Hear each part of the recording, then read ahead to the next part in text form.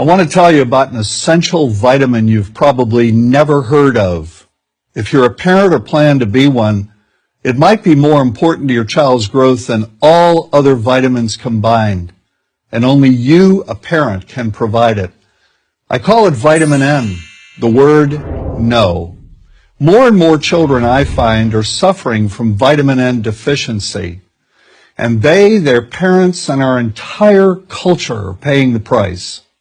Let me illustrate my point with a story that's quite typical.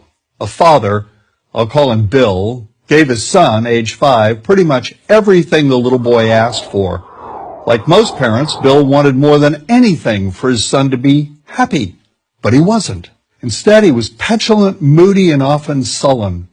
He was also having problems getting along with other children. In addition, he was very demanding and rarely, if ever, expressed any appreciation, let alone gratitude, for all the things Bill and his wife were giving him.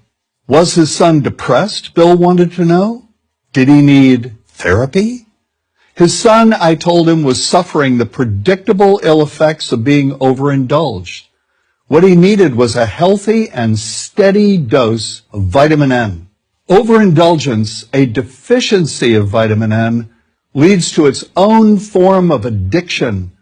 When the receiving of things begins to generate nothing but want for more things.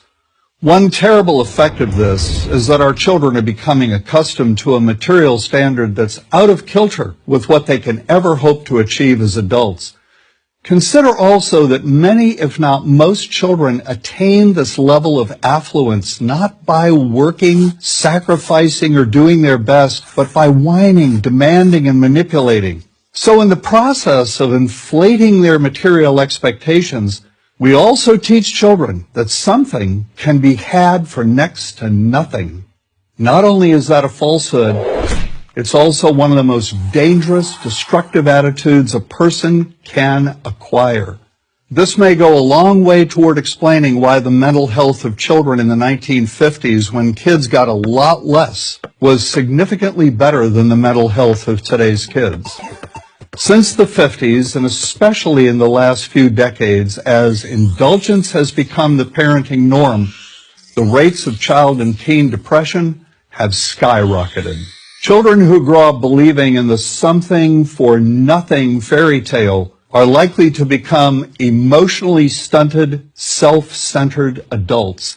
Then, when they themselves become parents, they're likely to overdose their children with material things. The piles of toys, plushies, and gadgets one finds scattered around most households.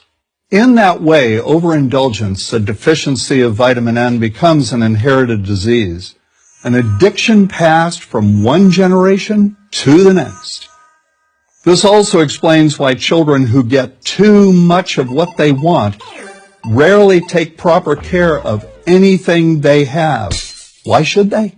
After all, experience tells them that more is always on the way. Children deserve better. They deserve to have parents attend to their needs for protection, affection, and direction. Beyond that, they deserve to hear their parents say no far more often than yes when it comes to their whimsical desires. They deserve to learn the value of constructive creative effort as opposed to the value of effort expended whining, lying on the floor, kicking and screaming, or playing one parent against the other. They deserve to learn that work is the only truly fulfilling way of getting anything of value in life, and that the harder they work, the more ultimately fulfilling the outcome. In the process of trying to protect children from frustration, parents have turned reality upside down. A child raised in this topsy-turvy fashion may not have the skills needed to stand on his or her own 2 feet when the time comes to do so. Here's a simple rule. Turn your children's world right side up by giving them all of what they truly need, but no more than 25% of what they simply want. I call this the principle of benign deprivation.